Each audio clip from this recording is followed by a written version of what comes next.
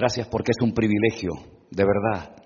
Lo creemos, un privilegio enorme, Señor, cada vez que abrimos tu palabra para aprender de ella, para oír tu voz y para que tú nos ministres, Señor.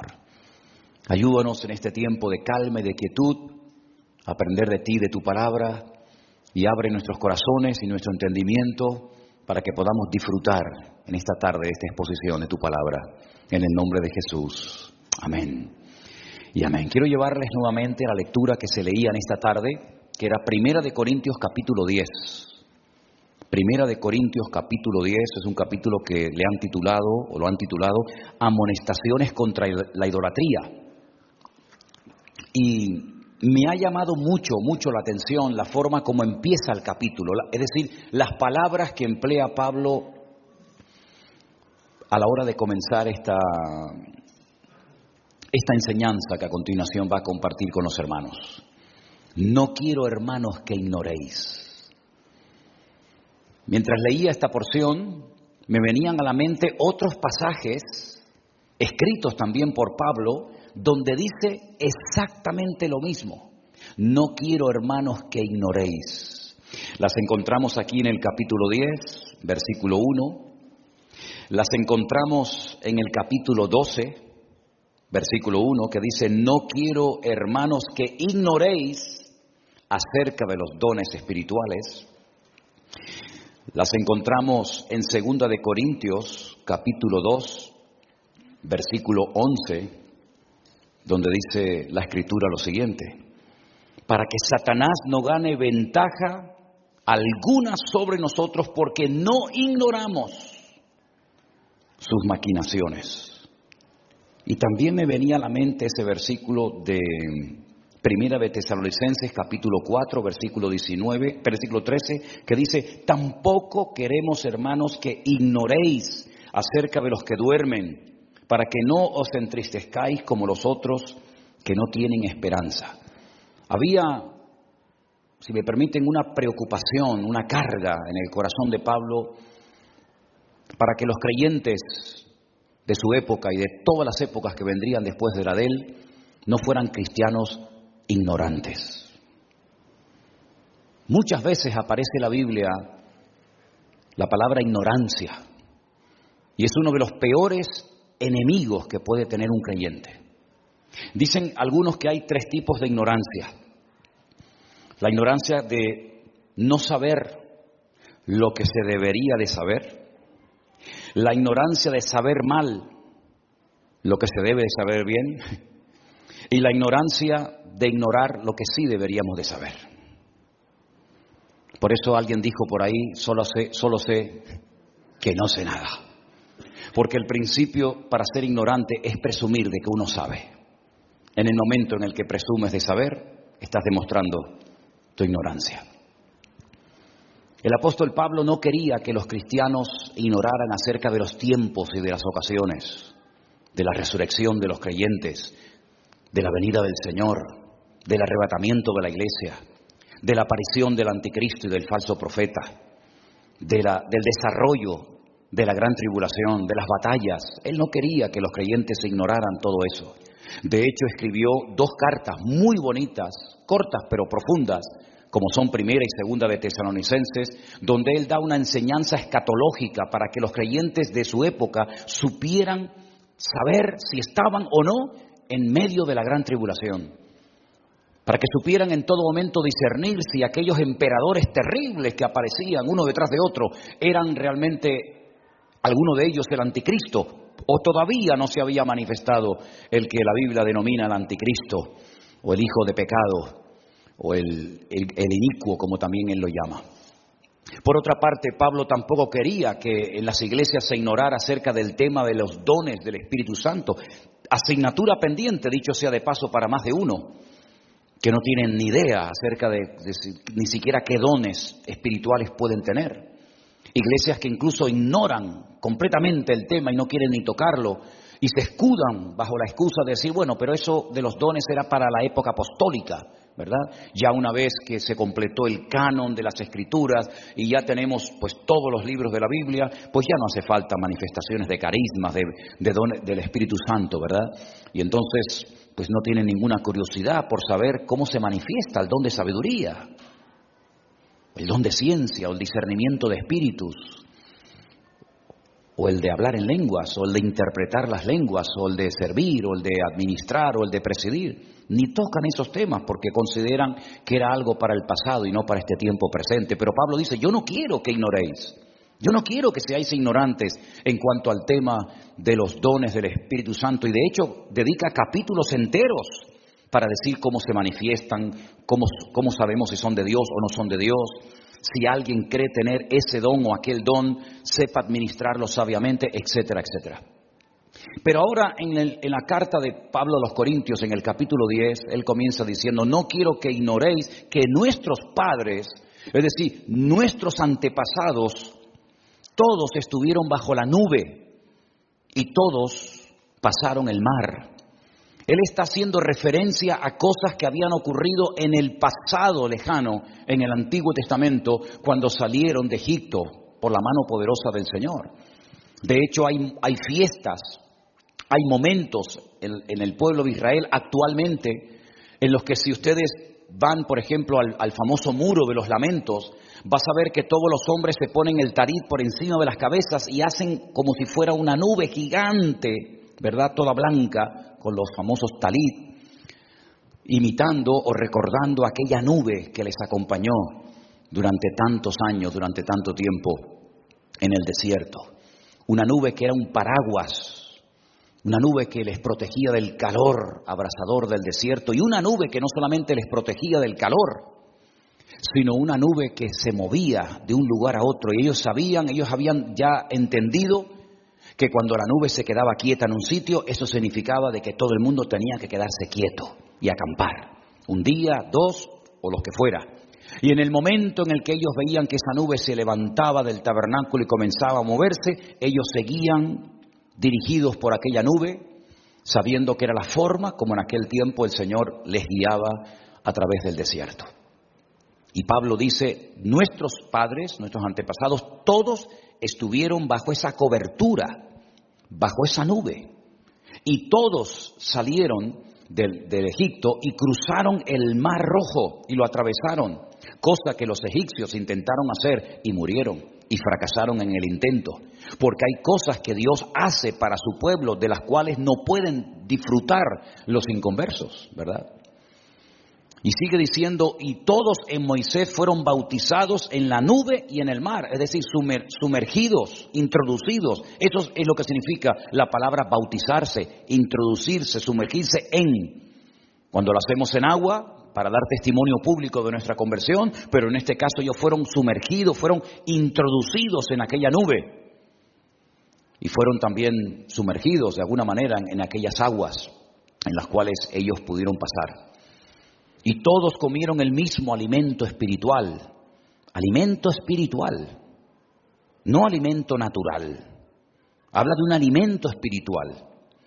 Y todos bebieron de la misma bebida espiritual. Es decir, aquí está hablando de dos tipos de comida diferentes, ¿verdad? Está la comida natural y está la comida espiritual. Está la bebida natural, como por ejemplo puede ser el agua, y está la bebida espiritual. Y dice la palabra de Dios que todos bebían de la roca espiritual que los seguía.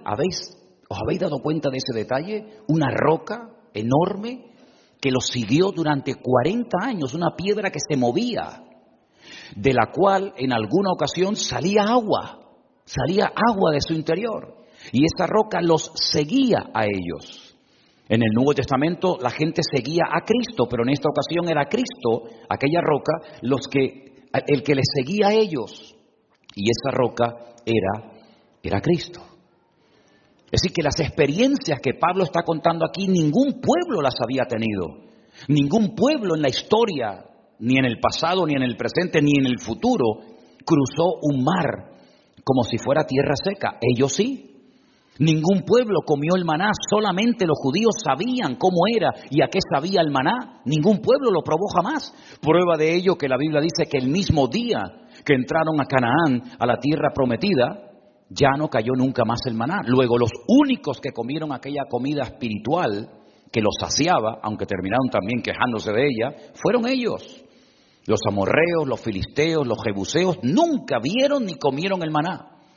Y para no olvidar nunca aquel alimento tan especial que dicen algunos que sabía a lo que tú querías que supiera, había en el arca de la alianza en su interior una copa con un poco de maná, y el sumo sacerdote una vez al año entraba y daba fe de que ese maná estaba allí y no se corrompía, llevaba cientos de años ese maná allí dentro. Qué tremendo, ¿verdad? Precisamente ahora, en este mes de septiembre, lo diré seguramente en estos próximos días, las fiestas más importantes del calendario religioso se van a llevar a cabo una detrás de otra. Y una de ellas, el famoso Yom Kippur, el Día del Perdón, se va a llevar a cabo dentro de pocos días, con todo lo que eso representa. Y Pablo sigue diciendo, pero los más de ellos no se agradó Dios, por lo cual quedaron postrados en el desierto. Fíjate las experiencias que tuvieron, comieron el maná, bebieron de esa roca que salía agua que era Cristo, cruzaron el mar rojo, estuvieron bajo la cobertura, bajo la protección sobrenatural de aquella nube. Es decir, viendo estas cosas, uno dice, ¿cómo es posible que pecaran? ¿Cómo es posible que viendo semejantes milagros que nunca ninguna nación vio ni verá?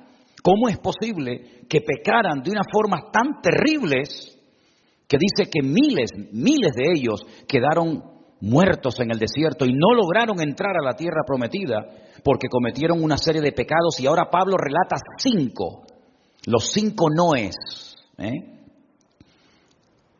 que no tenemos que cometer nosotros. Dice que en el versículo 6, mas estas cosas sucedieron como ejemplos. Todo lo que les ocurrió en lo bueno y en lo malo son ejemplos para nosotros, algunos de ellos a imitar y lógicamente algunos de ellos a no imitar. Porque dice que codiciaron cosas malas y por eso dice Pablo, nosotros no tenemos por consiguiente que codiciar cosas malas. Y uno se pregunta, ¿y a qué se está refiriendo Pablo cuando dice no codiciéis como ellos codiciaron? Bueno, tenéis que leer en el libro de Números, el capítulo 11, y ahí vais a encontrar qué fue lo que codiciaron los hijos de Israel en aquel momento. Más adelante dice, no seáis ni seáis idólatras como algunos de ellos. Según está escrito, se sentó el pueblo a comer y a beber y se levantó a jugar, a fornicar, a pecar en medio del desierto. Y la referencia que nos pone aquí la Biblia es Éxodo capítulo 32, cuando cuenta la Biblia que Moisés se fue a lo alto de la montaña, al monte Sinaí, a orar. Y como tardaba, mandaron a hacer un becerro de oro y comenzaron a danzar alrededor del becerro de oro y comenzaron a fornicar y a cometer todo tipo de impurezas sexuales alrededor de aquel ídolo, creyendo que ese era el Dios que los había sacado de Egipto. Dice, ustedes no caigan en eso, no caigan en semejante pecado de idolatría, ni de codicia. Y dice en el versículo 8, ni forniquemos como algunos de ellos fornicaron y cayeron en un día 23,000. ¿Saben lo que son 23,000 personas morirse en un solo día? Eso ni en los peores días de la pandemia ha sucedido. 23,000 cadáveres, 23,000 familias. Muchas viudas, muchos padres perdieron, ¿verdad?, a sus hijos, muchos hijos perdieron a sus padres. 23,000, la referencia es Números capítulo 25. Lea ahí, para que vea por qué murieron 20 y tantas mil personas ese día. Ni tentemos al Señor como también algunos de ellos le tentaron y perecieron por las serpientes. Qué curioso que ese desierto estaba lleno de serpientes venenosas y mientras ellos se comportaban bien, mientras ellos hablaran bien, esas serpientes venenosas estaban ahí enterradas en la arena y como si no estuvieran. Pero comenzaban a salir y a picar y a envenenar y a producir muerte en el campamento según como hablaran los que pisaban esa arena y ese desierto. Qué curioso, ¿verdad? Salían las serpientes de debajo de la arena a borbotones y dice la Biblia que murieron miles. La referencia es Números capítulo 21. Y vemos cómo el Señor les proveyó en ese momento en el desierto milagrosamente el medio para que no siguieran muriendo miles y miles de personas en el desierto. Y después dice, ni murmuréis, como algunos de ellos murmuraron y perecieron por el destructor. Números capítulo 16. Qué conocimiento tan grande tenía Pablo de las Sagradas Escrituras. Les acaba de mencionar 5 enormes pecados que cometieron sus antepasados en Egipto. Codiciaron, cayeron en idolatría, en fornicación, tentaron a Dios y murmuraron, hablando mal contra Dios, su pueblo, su tierra y todo. Y Pablo dice, ustedes no tienen que imitar eso. Ustedes no tienen que caer en esa provocación, en esos pecados. No tienen que darle lugar a la murmuración, porque las consecuencias que ellos experimentaron, ustedes también las pueden experimentar en carne propia. Y vemos en la iglesia de Corinto que había gente que siempre estaba enferma y otros siempre estaban débiles y otros incluso habían muerto, lo menciona cuando da la enseñanza de la Santa Cena, exactamente igual que caían muertos y heridos las personas que en el Antiguo Testamento pecaban y se rebelaban en contra del Señor. Luego, el tener experiencias en el Señor sí es muy bonito. Claro que sí, es muy bonito tener experiencias y experimentar cosas y milagros y prodigios. Pero vemos que en resumidas cuentas, los grandes milagros y proezas y maravillas que Dios hizo a favor de esta nación, casi te dan ganas como decir que no sirvieron de nada. Gracias a Dios que Pablo, si os habéis dado cuenta, constantemente está diciendo algunos, no todos, ¿verdad? Porque es verdad que dentro de esa gran masa de pecadores, dentro de esa gran masa de idólatras, de fornicarios, de gente que murmuró, tentó al Señor y codició lo que nunca tenían que haber codiciado, gracias a Dios que hubo un remanente de gente que se mantuvo fiel a Dios. Y en estos tiempos de apostasía, que ya han comenzado, en estos tiempos finales en los cuales vivimos tú y yo, algunos, dice también la Biblia así, algunos apostatarán de la fe, escuchando a espíritus engañadores y a doctrinas de demonios. Algunos, gloria a Dios, que no dice todos. Amén, hermanos. Como también dice la Biblia, que como la maldad se va a multiplicar, el amor de algunos, no de todos, se va a enfriar. Espero que tú y yo nunca entremos en el grupo de los algunos, sino en el grupo de los que nunca se separan de los caminos del Señor. Porque dice la Biblia que algunos apostatarán, dice la Biblia que algunos escucharán a demonios, dice la Biblia que algunos se apartarán de la verdad y que algunos se enfriarán, pero también dice la Biblia que el que persevere hasta el fin, ese será salvo. Y nosotros queremos formar parte de ese grupo. Amén, hermanos. Estamos viviendo tiempos de presión. Estamos viviendo tiempos de grandes cambios. Todavía algunos tienen la añoranza de que vamos a volver dentro de poco tiempo al pasado, pero queridos hermanos, nosotros con la palabra de Dios en la mano sabemos perfectamente que los tiempos finales serán tiempos de grandes cambios. En lo natural, como ya lo estamos viviendo, y también en lo espiritual, porque lo natural es un reflejo de lo espiritual. Cuando las cosas cambian en el plano, en la dimensión natural, es porque ya arriba en los cielos, en el mundo espiritual, el que no vemos, ya se han producido cambios. Y esos cambios afectan la vida de los seres humanos. Esos cambios en el mundo espiritual afectan la economía de los pueblos y la climatología de las naciones. Es como una sombra. Pablo utiliza la palabra sombra, ¿verdad? Es como una sombra. La sombra que vemos no es la realidad, es simplemente una proyección de una realidad, de un hecho, de un objeto, de una persona que proyecta una sombra, pero la realidad no es la sombra. La sombra no pesa. La sombra no la puedes meter en una caja, la sombra no le puedes hablar, porque la sombra es simplemente un reflejo de una realidad, de una persona o de un objeto o de algo. Y la Biblia dice que en el mundo natural hay como sombras, cosas que dice, pero ¿y esto qué es? Es el reflejo que se está proyectando en el mundo natural de algo en el mundo espiritual que ha sucedido. Y pocas personas hoy en día, como creyentes, lamentablemente, son conscientes de que las cosas que vemos en lo natural son reflejo de esa revolución espiritual que ha comenzado desde hace ya mucho tiempo. Quiero decirles que la persecución contra la iglesia no empezó la semana pasada. La persecución contra la iglesia empezó hace 2000 años. Y las herejías y los falsos profetas y apóstoles no empezaron de hace 5 o 6 años.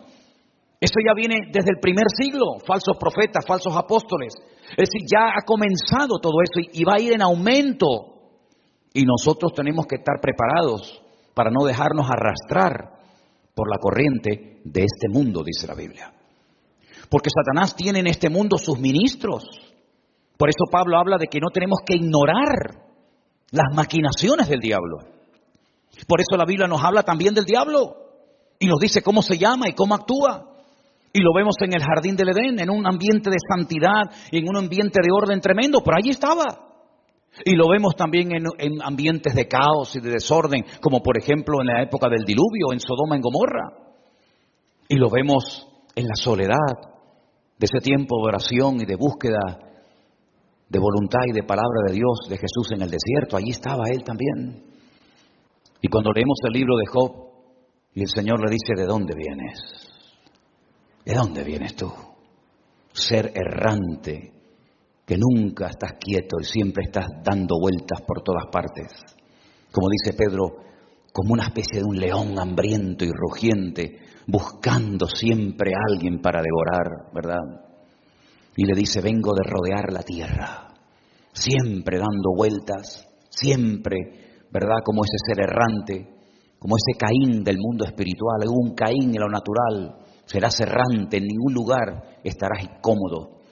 Pero hay un ser errante del mundo espiritual, sin familia, sin amigos, sin iglesia, donde en ningún lugar se siente cómodo. Porque ¿cómo se va a sentir cómodo un ser que se ha rebelado en contra de su Creador? ¿Cómo puede tener un minuto de paz un ser tan perverso y maligno que el Señor le dijo que es como un ladrón, que es el padre de mentira, que cuando habla mentira habla de lo suyo porque siempre ha mentido, porque siempre ha sido mentiroso? Por eso rodea la tierra y da vueltas por los continentes y por las naciones, y un día entra en una denominación y mañana entra en otra, y hoy entra en un sistema de gobierno y mañana entra en otro, tratando siempre de hacer daño, porque disfruta haciendo daño, porque sabe que no tiene escapatoria, porque sabe que ya está sentenciado a muerte, pero en su muerte y en su caída quiere arrastrar al mayor número posible de personas, como estos que se quitan la vida, pero cuando se la quitan, no se la quitan ellos solos, sino que también se llevan por delante a todos los que encuentren por el camino, aunque sean niños, mujeres o ancianos, ¿verdad? Y detrás de todo acto de violencia, detrás de todo acto de terrorismo, detrás de todo esto siempre está el mismo, aquel que viene a hurtar, a matar y a destruir. Y así lo definió el Señor y lo conocía perfectamente. Y el apóstol Pablo, un hombre con un gran discernimiento espiritual, dijo, no tenemos que ignorar sus maquinaciones. Y él llegó a decir algo que para algunos todavía sigue siendo un misterio, porque es capaz hasta de disfrazarse como un ángel de luz. Tremendo, ¿eh? Y cuando le escribe la carta a los hermanos en Galacia, les dice, si algún ángel del cielo se os presentara a predicaros otro evangelio diferente, que sea anatema. Como dando a entender de que Satanás es capaz de predicar el evangelio y de citar la escritura, que la conoce perfectamente, y de hacerse pasar por un niño bueno y un ángel de luz, cuando en el fondo de su alma y de su ser es lo más perverso, es la maldad personificada. Y no tenemos que ignorar ni ser ingenuos, sino darnos cuenta que vivimos en un mundo lleno de maldad. Así como se respira en un ambiente como este, y los hermanos que están en su casa siguiendo este culto notan la presencia del Señor y una paz y un estar a gusto y cómodos con el Señor, ¿verdad? Que a veces no queremos irnos y a veces queremos seguir cantando y cantando y alabando al Señor. También hay ambientes de maldad que Satanás los produce, que Satanás los mueve. Y a veces, lamentablemente, personas que llegaron a conocer algo del Evangelio renuncian al Evangelio de paz, de victoria y de bendición del Señor para seguir en la corriente de este mundo, disfrutando de los deleites temporales, sin darse cuenta de que todo lo que la vida te ofrece es temporal, es efímero, es pasajero. Es como neblina que pasa, ¿verdad? Pero todo lo que hace el Señor es eterno y permanece para siempre. ¿Cuántos dicen amén? Por eso Pablo le decía a los hermanos de Corinto, no murmuren, hermanos, no murmuren, porque ya eso ya lo hicieron en el pasado nuestros antepasados y les salió muy caro la murmuración. Murieron miles y miles de personas en el desierto cuando no murmuraban contra Moisés, murmuraban de las cosas que Dios hacía, y cuando no murmuraban de uno, murmuraban de otro. Y si ustedes creen que nunca el diablo les pasó la factura, se equivocan, porque miles de personas se perdieron el privilegio y la bendición de poder entrar a la tierra que fluye leche y miel, a la tierra prometida que fue prometida a sus antepasados por hablar mal. Y eso es lo que significa maldecir, hablar mal. Y Dios nos ha llamado a bendecir, a hablar bien, a bendecirnos los unos a los otros. ¿Cuántos dicen amén, hermano? Porque la bendición viene de parte de Dios, pero las maldiciones no son de Dios. Y por eso es tremendo ver a algunos creyentes que murmuran, que se quejan, que se lamentan de lo que tienen, de lo que no tienen, de la factura de la luz, del teléfono, del gobierno, de esto y de aquello. Y eso tarde o temprano le pasa factura a las familias cristianas. Y estos son los comentarios y las conversaciones que a veces escuchan los más pequeños en la casa, que aunque parece que no se enteran de nada, resulta que se enteran de todo. Y recuerdan cuando son grandes, cuando ya tienen la capacidad de decidir si quieren convertirse o no, de venir o no a la iglesia, recuerdan que papá y mamá estaban en casa todo el santo día quejándose, pero después los veían en la iglesia con las manos levantadas, alabando a Dios y de vez en cuando diciendo algún amén y aleluya. Y es una contradicción muchas veces. Y dice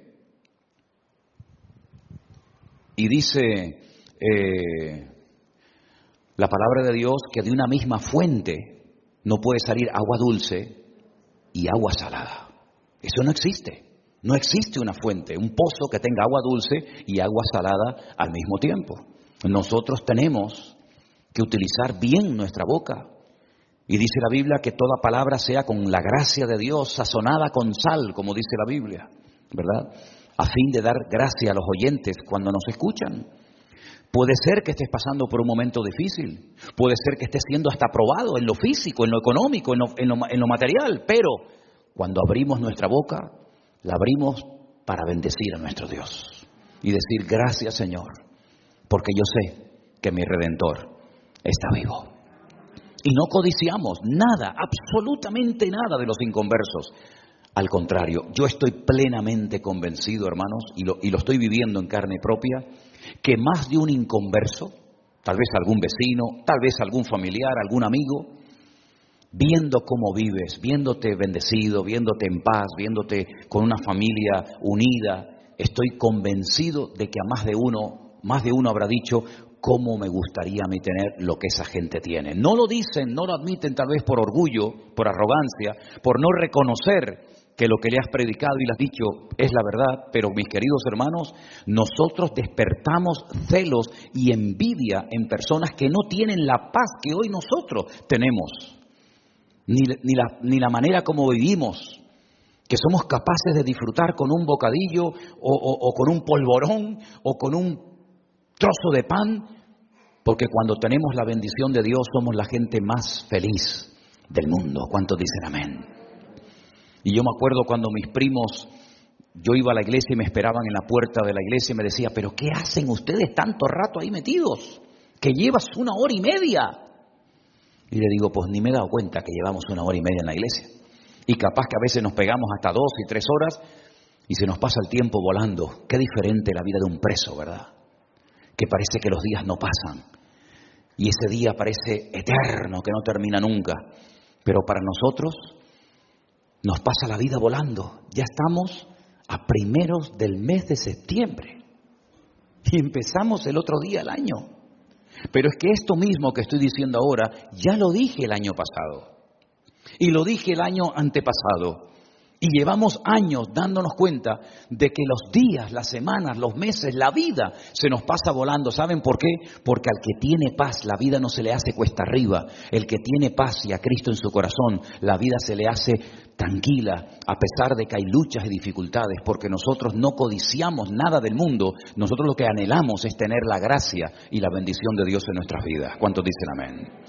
Por eso el apóstol Pablo dice, y todas estas cosas, versículo 11, acontecieron como ejemplos y están escritas para amonestarnos a nosotros, a quienes han alcanzado los fines de los siglos. Así que el que piense estar firme, mire que no caiga. Y uno se pregunta, ¿y esta frase, esta que estamos ahí viendo en la pantalla ahora mismo?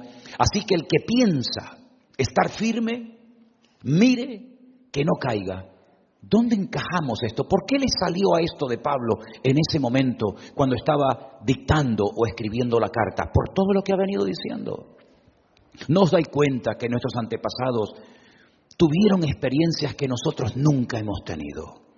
¿Quién de los presentes que estamos aquí o de los que están en su casa viendo el culto ahora mismo ha atravesado el Pacífico o ha atravesado el mar Mediterráneo o el mar Rojo o el Atlántico? Ninguno de nosotros hemos atravesado mares, pero esta gente lo hizo. ¿Quién se levantó una mañana y salió a la azotea, al patio de su casa y se encontró un montón de maná? Un día y otro día, y quién fue por el monte y oró y de repente salió agua con un sabor extraordinario de una piedra. Ninguno de nosotros tuvimos esas experiencias. Ellos las tuvieron esta y muchas más. Y al final terminaron pecando, codiciando, murmurando, fornicando y haciendo barbaridades. Por eso ellos que estaban tan convencidos de que eran el pueblo escogido de Dios, y es verdad que lo eran, y ellos que tuvieron aquellas experiencias tremendas que están escritas en la Biblia, el libro más importante del mundo, no entraron a la tierra prometida. Muchos cayeron muertos, bajaron la guardia, se confiaron en ellos mismos, salieron sus cuerpos de Egipto, pero nunca su mente y su corazón salió de Egipto, de la esclavitud. Y por eso Pablo dice ahora, cuidado, que puede ser que también esa actitud de soberbia, de falsa seguridad, de arrogancia esté en tu corazón y pienses que a ti no te va a afectar, tú no vas a murmurar nunca, ni tú no vas a hacer ningún tipo de estos pecados, y resulta que al final eres tan débil como cualquiera de ellos. Pero tenemos una gran ventaja nosotros, y es que no estamos solos.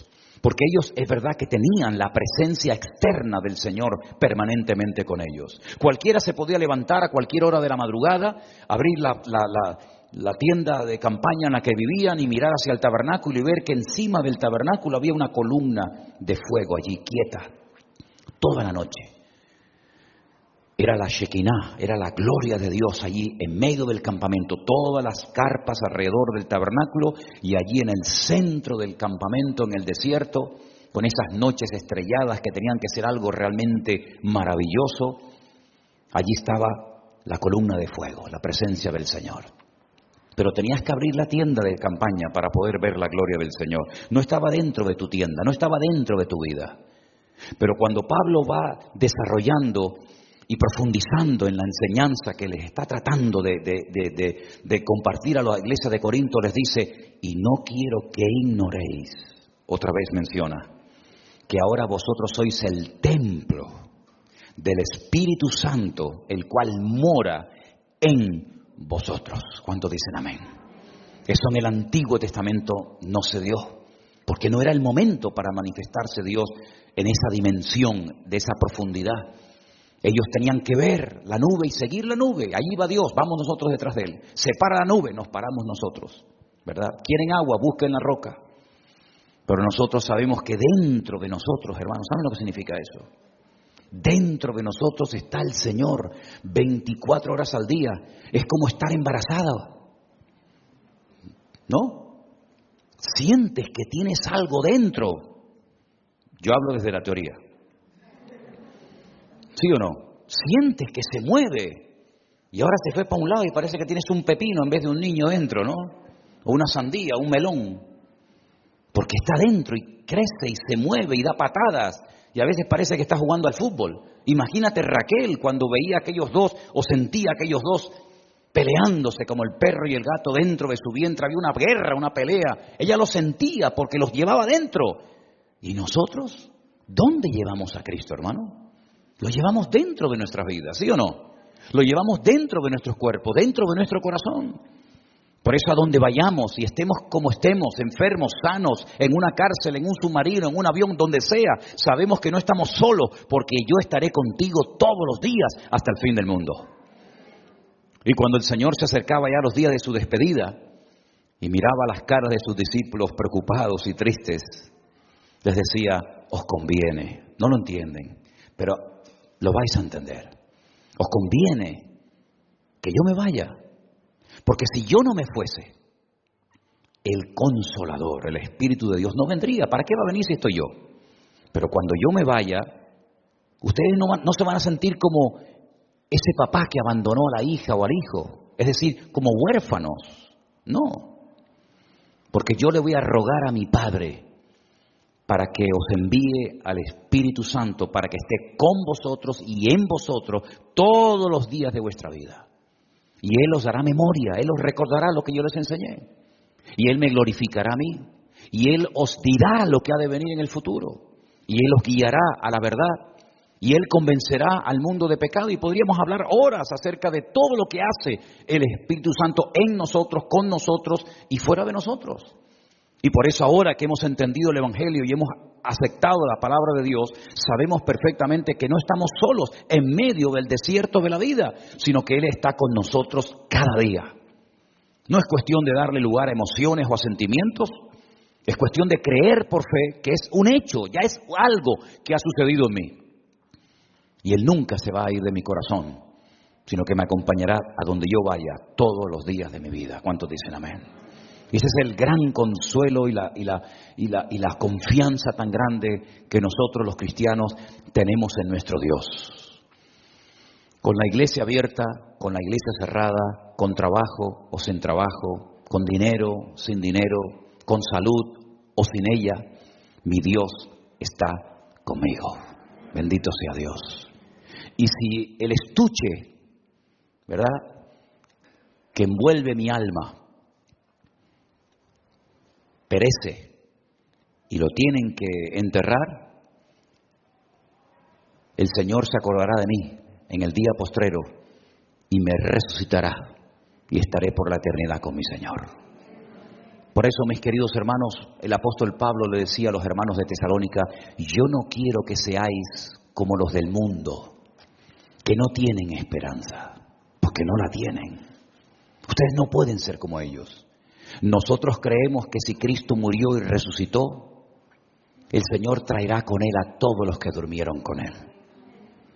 Y luego nosotros, los que vivimos, los que hayamos quedado, seremos arrebatados juntamente con ellos para recibir al Señor en el aire. Y así estaremos por siempre con el Señor.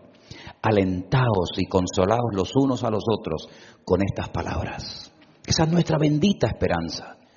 Ya este mundo no es nuestra casa. Amén, hermanos. Estamos aquí porque no nos queda otro remedio. Pero esta no es nuestra casa. Aquí estamos de paso. El Señor dijo, yo voy a preparar un lugar para vosotros. ¿Qué lugar tiene que ser ese? Que lleva 2000 años preparándonos ese lugar para ti y para mí. En 6 días creó el cielo, la tierra y el universo. 6 días. Y 2000 años hace que se fue el Señor a preparar un lugar para nosotros. Porque en la casa de mi Padre muchas moradas hay. Si así no fuera, yo os lo hubiera dicho. Por lo tanto, no se turbe vuestro corazón.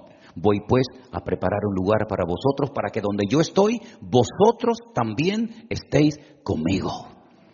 Y sabéis el camino y sabéis a dónde voy. Y entonces por ahí saltó un discípulo y dijo, Señor, no sabemos a dónde vas. ¿Cómo vamos a averiguar el camino? Y le dijo, es que no tienen que romperse la cabeza buscando ya nada. Porque yo soy vuestro camino, yo soy vuestra vida y yo soy vuestra verdad. Y si ustedes están en mí, iremos a la eternidad con mi Padre. ¿Cuántos dicen amén? Y esta es la bendita esperanza nuestra. Que para el mundo, como dice Pablo también a los Corintios, es locura. Esto es locura, estos son disparates, esto es ciencia ficción, es mitos para el mundo. Para ellos es una locura. La locura del Evangelio, la locura de la predicación, pero para nosotros es poder de Dios para salvación.